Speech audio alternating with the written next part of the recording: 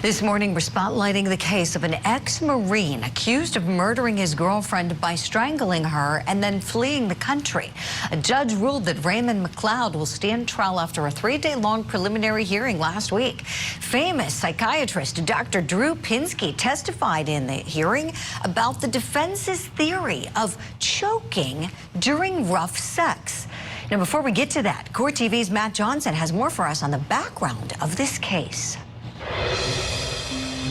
I remember that night when I got that phone call. I mean, this is, I've been on the side where I had to give the message to parents.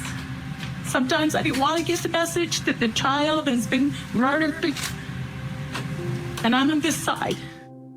The day her daughter was murdered was the day former police detective Josephine Wenzel came out of retirement.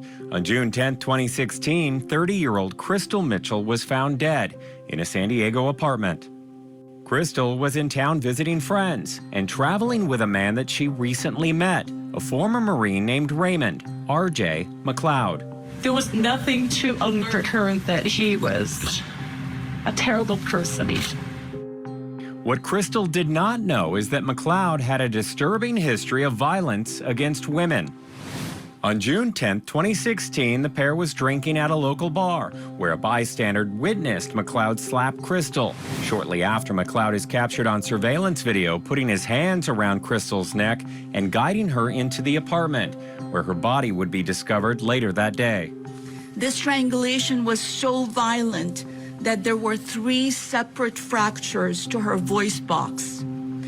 McLeod then took her car. Okay, that was Matt Johnson reporting there for us. I have a great guest standing by to help us analyze these actions of Raymond McLeod, his past history, and the expert testimony that came in during that hearing. I want to welcome in board-certified forensic psychiatrist, Dr. Carol Lieberman. Dr. Carol, good morning. It's great to see you. Good morning. Good morning, Julie. Oh, thank you. I want to start by playing a couple pieces of evidence for you from that preliminary hearing where the prosecution got to introduce 2 prior incidents of Raymond McLeod strangling 2 other different women during sex. Let's take a look. Evidence will show that it took several people to actually pull the defendant off Rachel and stop him from strangling her. They got him into the hallway, and he still tried to go after her and again started strangling her again. At that point, they were able to pull him off of her. They got him out of the house and called police. I said, yes, she could sleep in my room. She said she was scared. And he was very angry that Rachel was in the bedroom with me and demanded that she go and sleep in the bedroom that I had given them as a guest room. I unlocked the door and he was on top of her. She was gurgling. Her lips were blue. She was no longer able to speak and was struggling to breathe. Oh my. Okay, so Rachel is the defendant's ex-wife. And I kept thinking these clips were pertaining to 2 different women. The other 2 incidents that are coming into this as well, acts of domestic violence, are involving women besides Rachel. So this defendant has a history here. It seems that more than one person has reported violence with him as an intimate partner. Dr. Carol, what does that say to you about Raymond McLeod? Well, first of all, it says that this is unlikely consensual sex, that his idea of consensual rough sex is these women's idea and apparently more likely not consensual. I mean, consensual rough sex, when that happens, and actually, that really is typically for the women, it has to do with traumas that they had as a child that they are unconsciously recreating in agreeing to rough sex. But if you are going to have consensual rough sex, and you have to define ahead of time what that means, what that includes, and you have to have a safe word so that if the woman says whatever you decide the safe word is, that the man knows to stop. None of this was present there. I mean, it certainly doesn't seem so. And it's with this history of his having been accused of domestic violence in the past, and divorces of his wife, and also the events of that day leading up to their going to bed.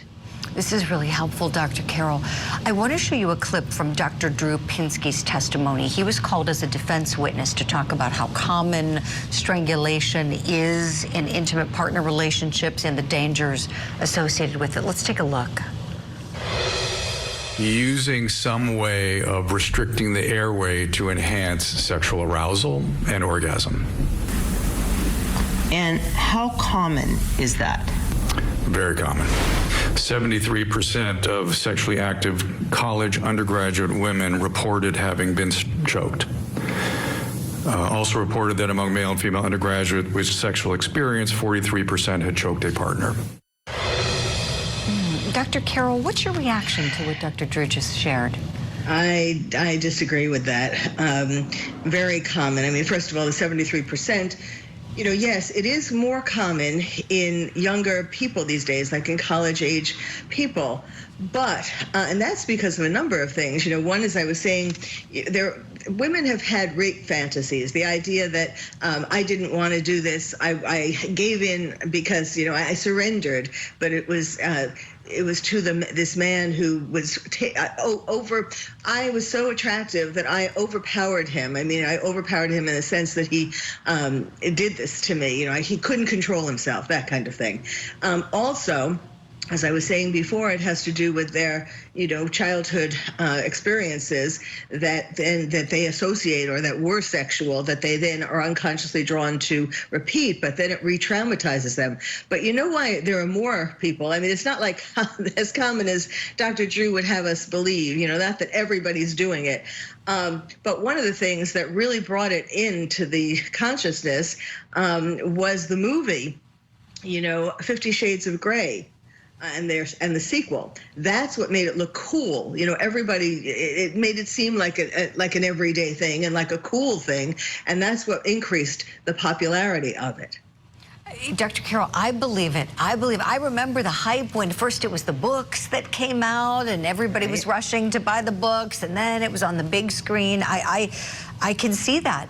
I want to back up just a second. This is really fascinating what you're sharing. You shared that how research has shown that when women engage in rough sex with a partner, it's pertaining to their past trauma, trying to recreate traumatic history. Is it the same with male partners, or is it different? Well, it's different. I mean, well, there are things in a man's childhood too, or his life, that would make him want to be that aggressive with a woman. For example, you know, if he had felt that a woman, particularly that a woman like his mother, had been aggressive to him, obviously not sexually, but I mean, you know, that he had been controlled by a woman or women in his life. I mean, here he is, a Marine.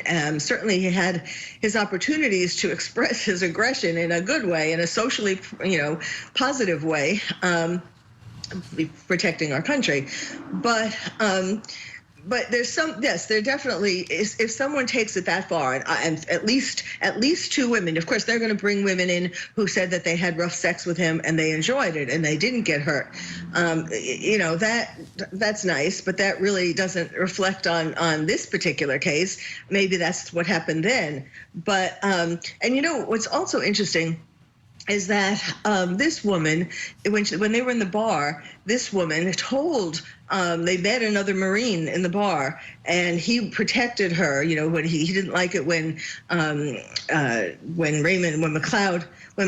he didn't like it when McLeod was trying to choke her or slapped her. And so there, you know, and then there's the surveillance of them going into the apartment building when he was being rough with her. So it's not like they laid down into bed and said, "You want to do this?" And she said yes. And I mean, you know, this is just really aggressive, probably, you know, possibly fueled in part, at least, by the alcohol. But he has this history that really, plus fleeing consciousness of guilt. So I think I think this is, clearly not just consensual rough sex. Dr. Carol Lieberman, we love your expertise on this program. We've got to have you back, as this case was held for court at that preliminary hearing, so it's moving on up in the system for trial. We'll talk about it again soon. Thank you so much. Sure. Be sure to follow Dr. Carol on social, and we'll see her back here soon.